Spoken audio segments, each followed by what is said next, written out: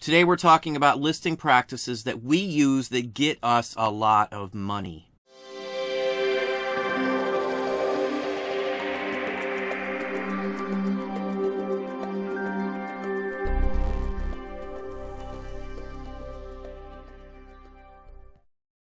Hey, it's Don. Today we're going to talk a little bit about listing practices, our setup, what we do, and how it brings us money. Now, I know a lot of people look at our store and say, well, you got a ton of items up.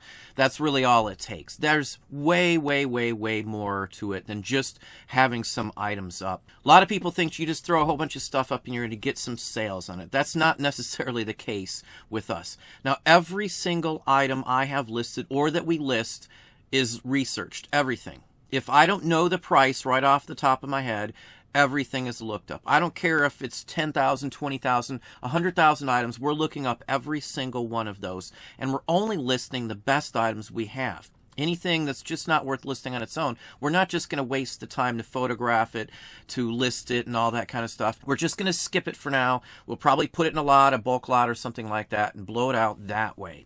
So it's not just the quantity. Now, the one thing, though, that matters more than even how you're listing, what you're listing, your quantities, or any of that, is your feedback. That is your most important asset, your feedback. That matters as well. If I didn't have the feedback I have, I doubt we would be selling stuff like we are now. Great feedback is a huge plus from every step of the operation.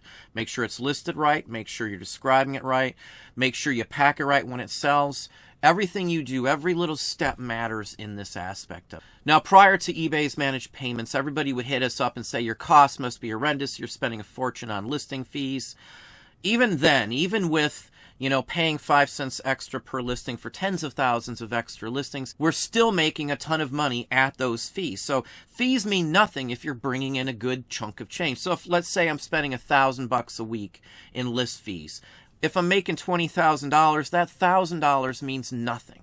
I don't care how high my bill is. That doesn't mean I'm going to make money or not make money. As long as I am making a good chunk of profit off of that, it's a moot point. It doesn't mean anything in that aspect of it. And with managed payments, that's all water under the bridge because I can list pretty much as I want or as much as I have the ability to get up for the foreseeable future. Right now, we're saving $1,000 plus every single month in extra listing fees. That's month after month after month for the foreseeable future as it looks right now. So, I'm not worried about that. Now, we've used many different methods in the past, and we do change it up whenever necessary. So I've done, high dollar items and pushed those and things like that. What works best for us is pushing out massive quantities of stuff in specific categories.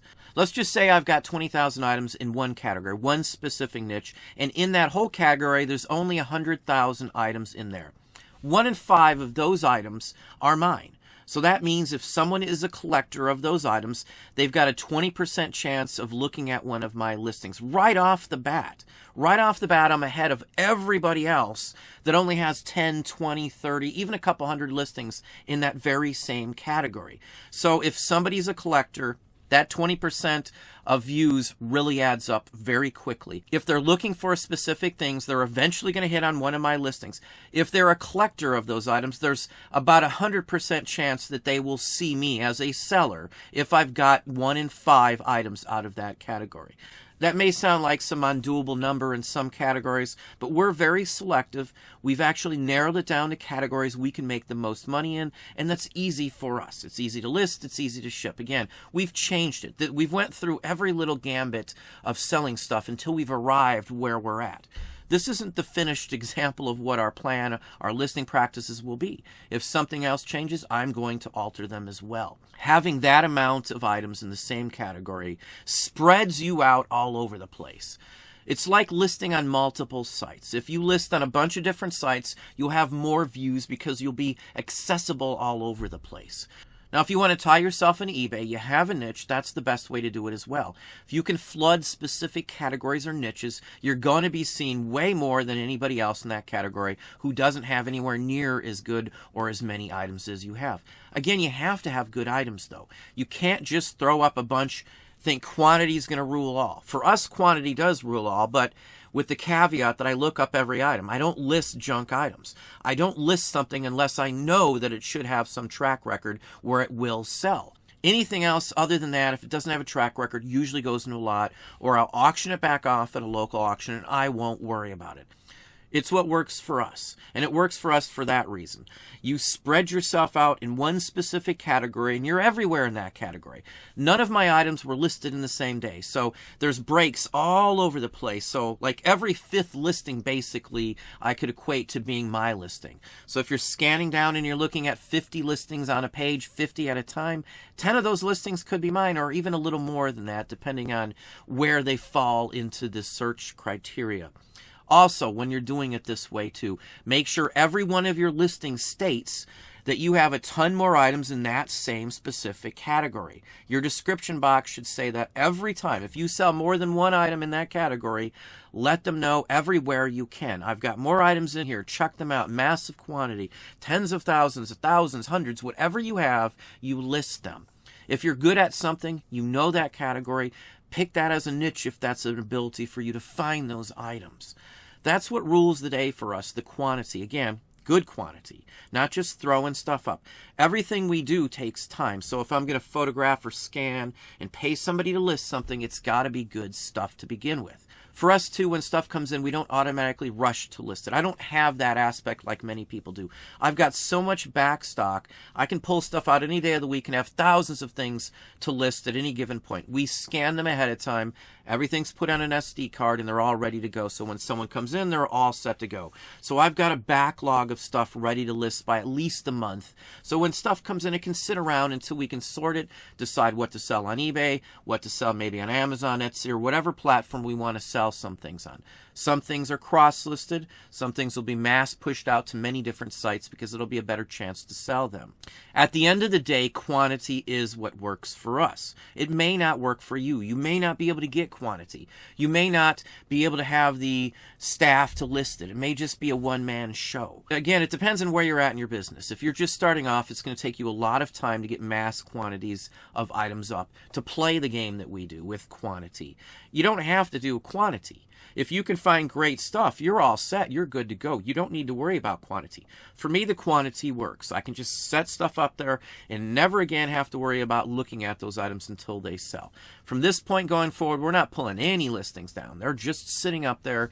They'll eventually sell. We sell stuff that's been up for 4 or 5 years all the time. It doesn't really matter to us.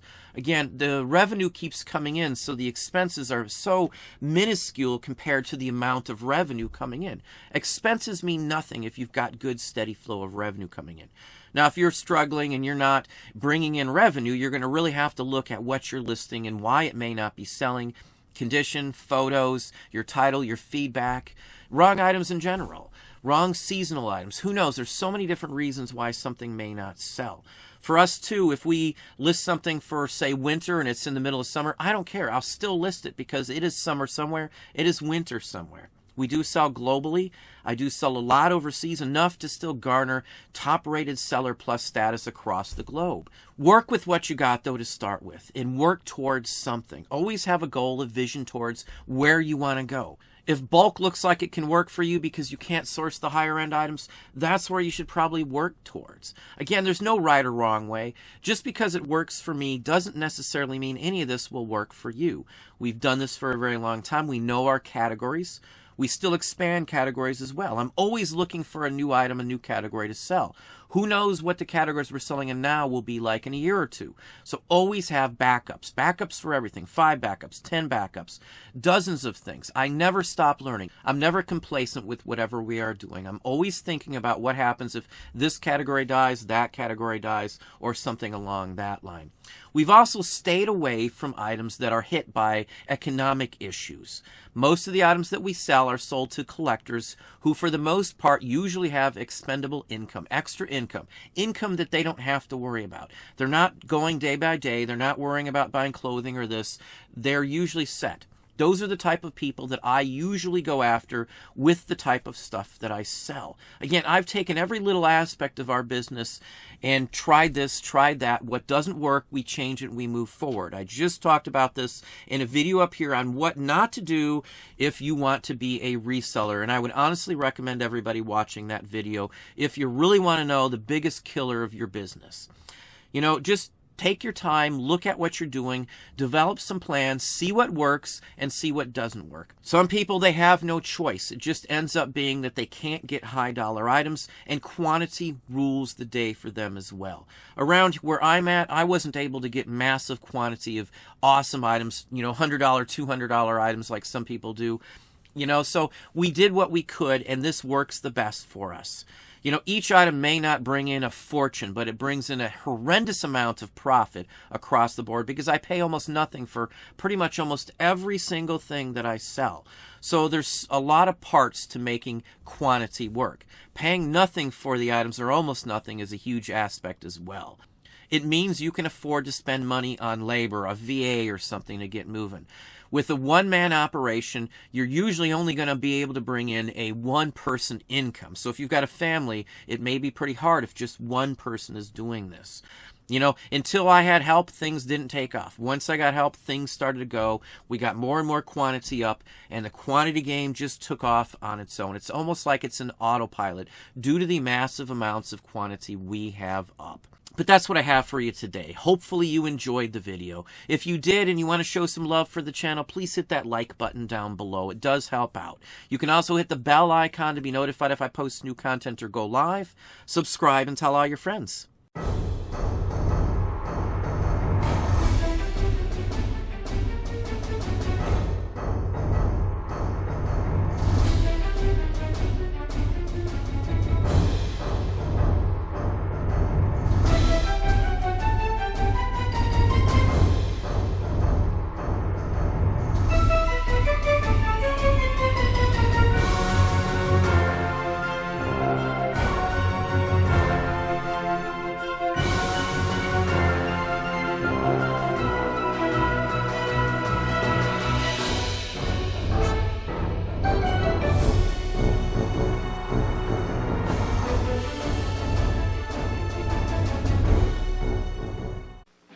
Love me with all of your heart. Love me, love me sweet. Those Reese's Pieces Yeah, Reese's Pieces. with that crunchy shell and that delicious creamy peanut butter taste. Creamy peanut butter taste. I just love Reese's Pieces. Reese's Pieces, for those who are nuts about the taste of peanut butter.